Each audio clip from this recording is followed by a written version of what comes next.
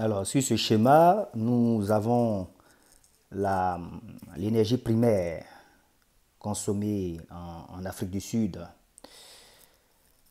C'est extrait du rapport de 2023, un rapport qui s'appelle The South African Energy Sector Report. Donc, c'est un rapport qu'ils font manifestement chaque année. Donc, vous avez ici un camembert, donc le schéma que vous voyez, c'est l'énergie primaire qu'ils consomment en Afrique du Sud. Et ça, ce sont les chiffres de 2021, bon, dans le rapport de 2023. Donc, ils n'avaient peut-être pas les chiffres de 2022. Alors, quand on parle d'énergie primaire, c'est l'énergie qui va être utilisée pour produire l'énergie dont on a besoin. Donc, c'est la matière première qui va être utilisée pour produire l'énergie dont on a besoin. Si vous utilisez du bois pour cuisiner, votre énergie primaire, c'est le bois. Et le bois est classé dans ce qu'on appelle la biomasse.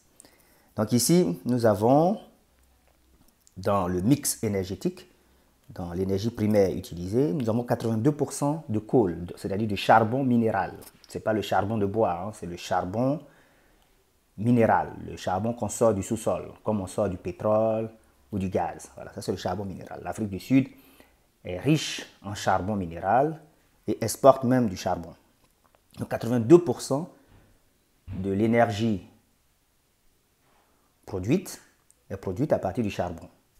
Ensuite, nous avons crude oil, 9%, c'est-à-dire ça c'est le pétrole brut. Donc c'est le pétrole qui va aller dans les raffineries pour produire les carburants, pour produire les GPL. Donc ça représente 9%. Et nous avons une particularité, c'est que nous avons du nucléaire, 4%. Donc nous avons 4% de nucléaire. L'Afrique du Sud est actuellement le seul pays en Afrique qui a une centrale nucléaire. Il y a une centrale qui se construit actuellement en Égypte, mais pour l'instant, c'est l'Afrique du Sud qui a la seule centrale nucléaire. Donc 4% de l'énergie produite est produite à partir de l'énergie de l'atome, du nucléaire. Ensuite, nous avons étonnamment de l'électricité. Normalement, l'électricité ne fait pas partie de l'énergie primaire. L'électricité est toujours une énergie produite à partir d'autres énergies.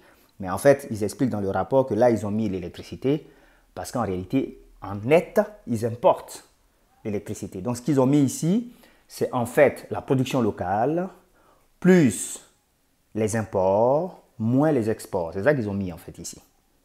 C'est pour ça qu'on retrouve 1% d'électricité. Donc, essentiellement du charbon. Alors, ça, je pense que c'est unique. En tout cas, c'est rare de voir une structure comme ça, où on a beaucoup de charbon. Déjà, ça montre que le pays est quand même un peu avancé. Hein, parce que généralement, vous verrez dans les pays de l'Afrique subsaharienne que la grande majorité, c'est de la biomasse. C'est-à-dire, en gros, c'est le charbon de bois, c'est les déchets, c'est le fagot de bois qui est utilisé. C'est les biomasses. La grande majorité de l'énergie est produite à partir de ça. Ici, c'est le charbon. Donc, on voit quand même que le pays est quand même un peu avancé en termes de transformation.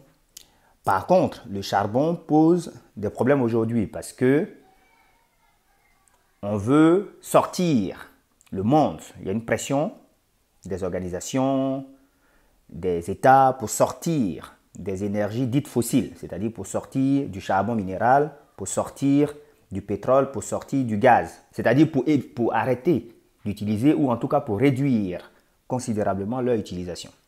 Donc l'Afrique du Sud doit réduire sa part de charbon compte tenu de cette pression internationale. Et ça avait soulevé des débats hein, quand ils ont fait les COP. Vous savez, c'est les réunions où les gens se réunissent pour parler du climat. Et ils avaient dit, les pays en voie de développement avaient dit aux pays développés, vous êtes bien gentils, mais après avoir pollué pendant des siècles et après avoir transformé le système climatique terrestre, vous nous demandez maintenant de laisser des énergies disponibles pour aller vers des énergies nouvelles. Parce que là, le charbon est disponible en grande quantité. Voilà. Mais aller des énergies fossiles vers des énergies renouvelables, ça nécessite beaucoup d'investissement.